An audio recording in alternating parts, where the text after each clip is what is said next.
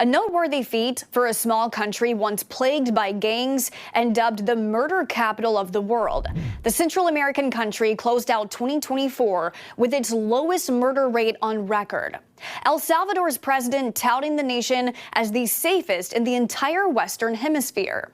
His tactics to get there have been praised from within the country, but some human rights groups have been critical of the crime crackdown. In 2024, there were 114 homicides recorded in El Salvador, continuing the trend of a dramatic drop in murders after recording 214 homicides in 2023.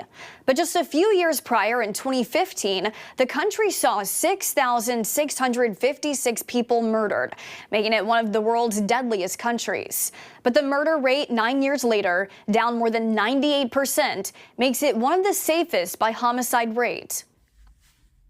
So don't you wish you had leaders like President Bukele, who came into power and promised his people that I'm going to bring this thing of crime, particularly murder, down?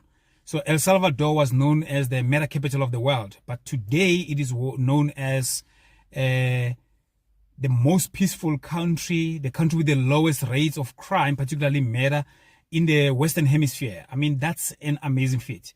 And the reason I'm using that example of El Salvador is simply because of in South Africa, we're taking the cake. We're up there in terms of crimes and murder. Last few days, the Minister of Police, Senzo Mchunu, released crime stats for this first quarter, January 2025 to March 2025. So we had something like about, I want to look at it here, 5,727 murders in South Africa. If you think about it, in that 3 months, that means at least over 60 people are dying daily in South Africa.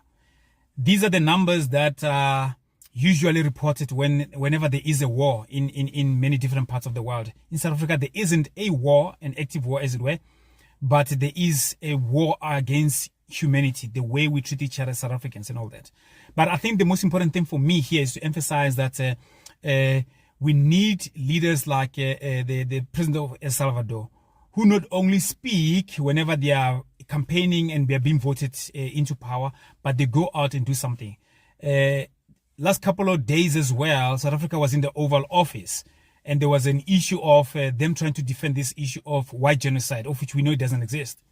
But they kept on saying there is a problem of crime in South Africa and all of that. Can you imagine being at the world stage and having to speak about how bad your country is to the world?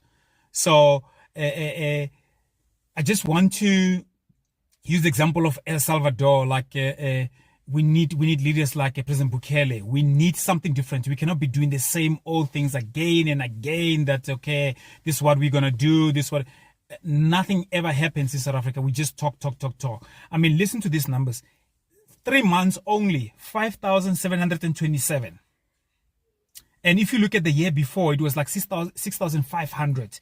The year before, 6,200. I mean, look at these numbers, like close to 6,000, over 6,000 the last couple of years. And it only went marginally down now with something like 800. And that's only murder, by the way. Sexual offenses, we're sitting at 13,452 in a quarter from January 2025, March 2025. And if you break it down, rape is sitting at over 10,000 rapes. And these are the rapes that have been reported. These are the rapes that have been reported to the police station, let alone the ones that we do not know anything about. 1,800 is sexual assault. You can imagine what are we talking about when we're talking about sexual assault. What type of sexual assault is it? 1,800. Attempted sexual assault, 656. Contact sexual offenses, 236. So all the sexual offenses, you're sitting at 13,000 within a quarter. In a year, South Africa sits under almost 30,000 murders. 30,000 murders. Can you believe it? It's like we are in a war zone in South Africa. So I want us to check out some of the things that they did in El Salvador, how they became hardcore in terms of enforcing the law, how they treat their prisoners and all of that. And to some people, these NPOs, they're always saying that this is against human rights and all these things. But for you to be able to solve that type of problem, we definitely need a different way in which we need to approach the issue of crime in South Africa. So let's check out some of the clips and see what El Salvador did and what is it that we can learn as South Africans. Let's check them out. Salvador's Congress had granted President Nayib Bukele's request to issue a state of emergency back in 2022 after street gangs killed 62 people within a matter of hours. Gang initiations there often involve killing at least one citizen. That state of emergency granted Bukele special powers to use the military to enforce safety laws and allowed for police to detain any suspect for up to 2 weeks without official charges being brought. The emergency order has been renewed every month since by El Salvador's Congress, Bukele's Conservative Party having the supermajority. Since the emergency order was enacted, more than 83,000 people have been arrested in an unprecedented crackdown.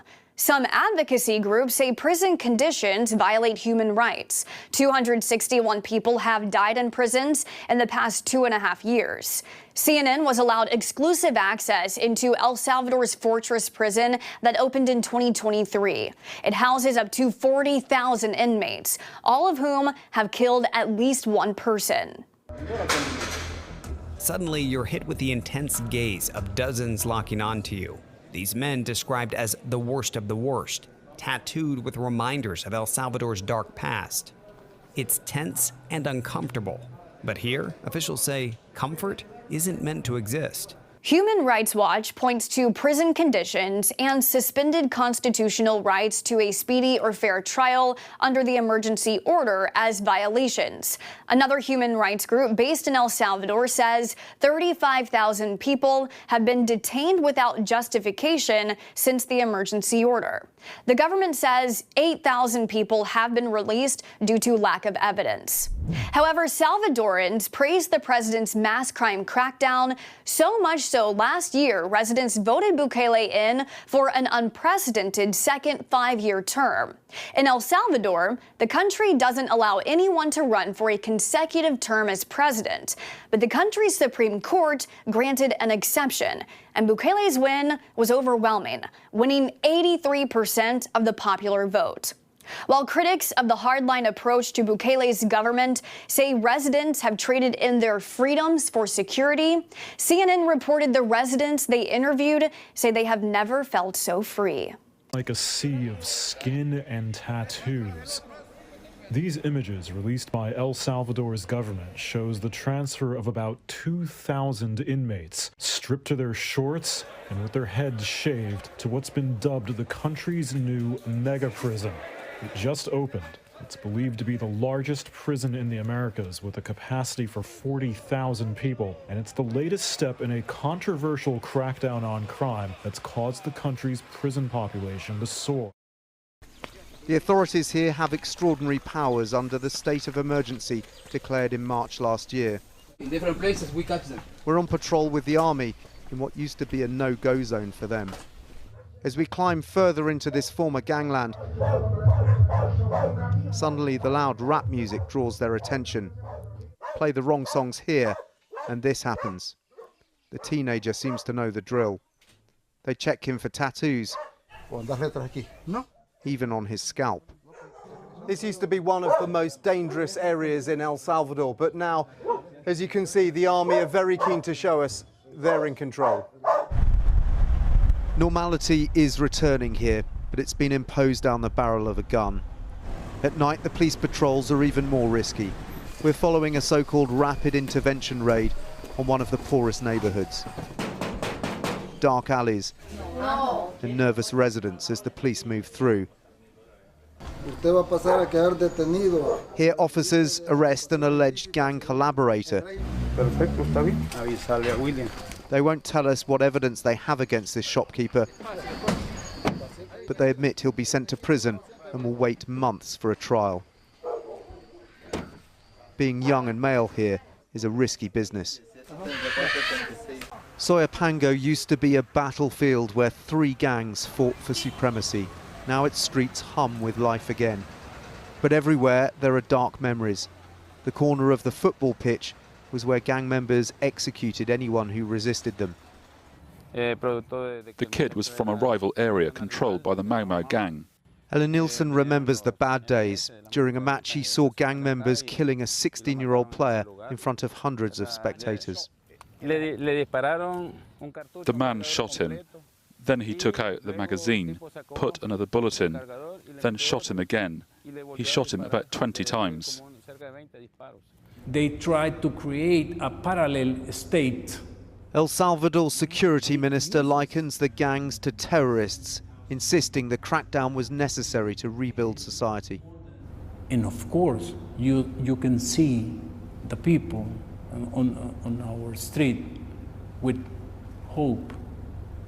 But what about the claims that innocent people have been arrested as well? Tell me which police of whatever country that you choose is only capture guilty people. The government's not just locking up living gang members, but also expunging all trace of those who've died. By destroying their graves, they are dismantling their legacy. The crackdown has brought peace, but at what cost? Dan Rivers, ITV News, El Salvador.